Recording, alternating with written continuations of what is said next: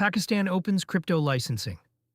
With a September 5th registration deadline, Pakistan started its virtual asset licensing regime this week and set September 5th as the registration deadline for firms that want to operate legally in the country, according to a CoinDesk report published August 24, 2026.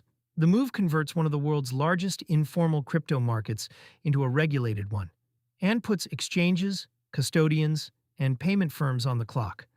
The country has moved from tolerating crypto activity in a legal gray zone to naming a supervisor and a filing window.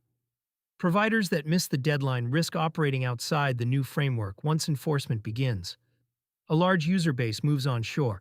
Pakistan has repeatedly ranked among the top countries for grassroots crypto adoption, driven by remittances, a depreciating rupee, and a young population that treats stablecoins as a dollar substitute. Chainalysis and other trackers have placed it in the global top tier for years, but that activity ran through peer-to-peer channels and offshore exchanges with no local oversight. Formalizing that market changes the calculus for both users and companies. A licensed venue can offer local banking rails, clearer tax treatment, and consumer recourse. It also gives the state visibility into flows it previously could not see, which is part of the point. The International Monetary Fund and the Financial Action Task Force have both pressed Pakistan to bring virtual assets under anti-money laundering supervision. A licensing regime is the mechanism regulators use to satisfy those demands.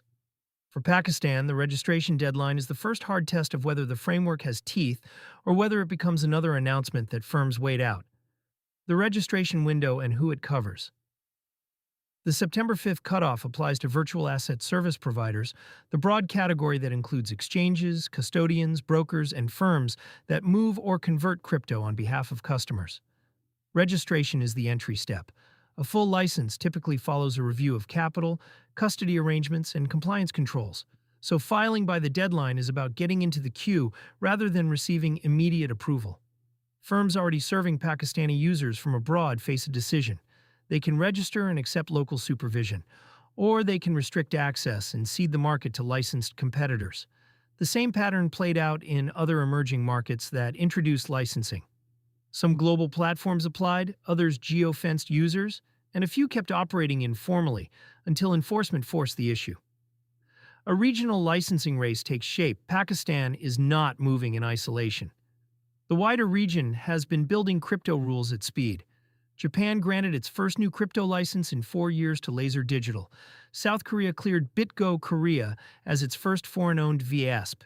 And the pattern of national frameworks replacing tolerance by default is now the norm rather than the exception. For Pakistan, the appeal is dual. A working regime can attract capital and compliant operators while satisfying external pressure from the IMF and FATF, both of which weigh on the country's access to funding.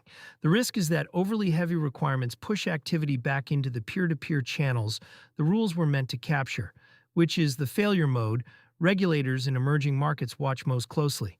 Reach for cards and payment rails.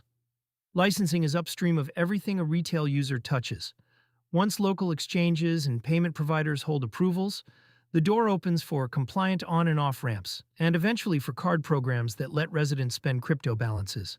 That last mile matters in a remittance-heavy economy. A licensed stablecoin spending rail is far more useful to a worker receiving dollars from abroad than an offshore account they cannot easily cash out. None of that arrives on September 5th.